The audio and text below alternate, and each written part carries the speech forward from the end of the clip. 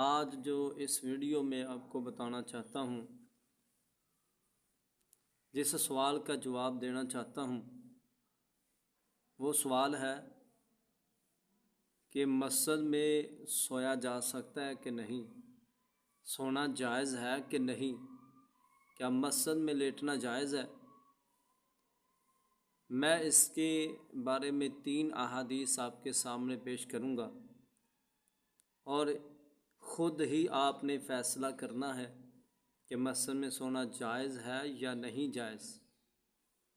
پہلی دلیل سنن نسائی کی روایت ہے، حضرت عبداللہ بن عمر رضی اللہ تعالی عنہ صحابی رسول ہے، وہ بیان کرتے ہیں کہ جب میں کنوارا تھا، میری شادی نہیں ہوئی تھی، تو اس وقت میں مسجد میں سویا کرتا تھا۔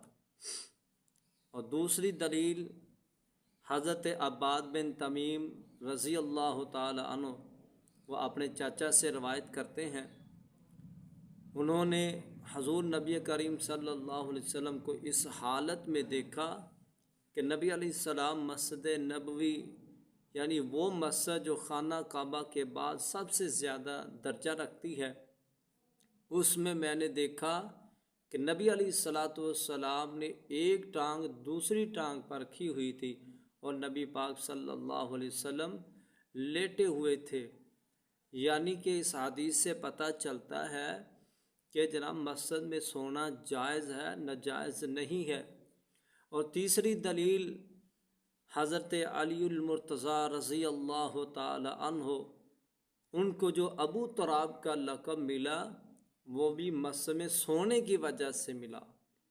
جب حضرت علی رضی اللہ تعالی عنہ اپنی بیوی حضرت فاطمہ زہرا رضی اللہ تعالی عنہا سے ناراض ہو کے مسجد نبوی میں چلے گئے، وہاں سوئے ہوئے تھے، تو نبی علیہ السلام مسجد میں تشریف لائے۔ حضرت علی المرتضیٰ رضی اللہ تعالیٰ عنہ کو کہا، قم یا ابا تراب، اے ابو تراب کھڑے ہو جاؤ۔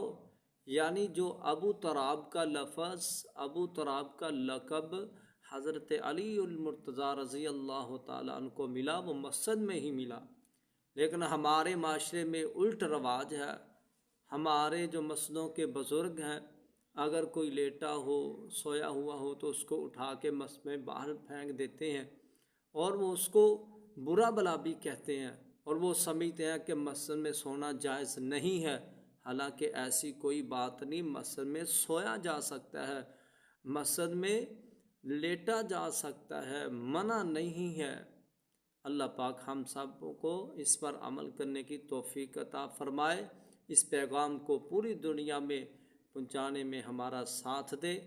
اس ویڈیو کو شیئر کر کے، ہمارے چینل کو سبسکرائب کر کے جناب ہمارا نیکی کے ساتھ شانہ بشانہ ہو جائے، ہمارے ساتھ نیکی کو دور پہنچانے میں، پوری دنیا میں پہنچانے میں ہمارا ساتھ دے۔ اللہ پاک عمل کرنے کی توفیق عطا فرمائے۔ وما علیہ